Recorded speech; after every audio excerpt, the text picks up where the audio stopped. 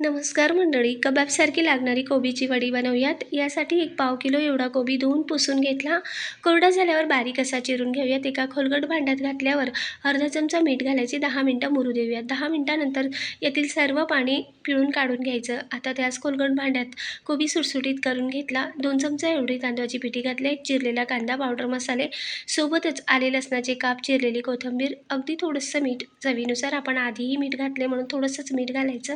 सर्व मिक्स झाल्यानंतर लागेल तसं बेसन यात मिक्स करायचं. सर्व भिजून झाल्यावर हाताला तेल लावायच्या आणि आवडीप्रमाणे लहान मोठ्या या टिकी बनवून घेऊयात.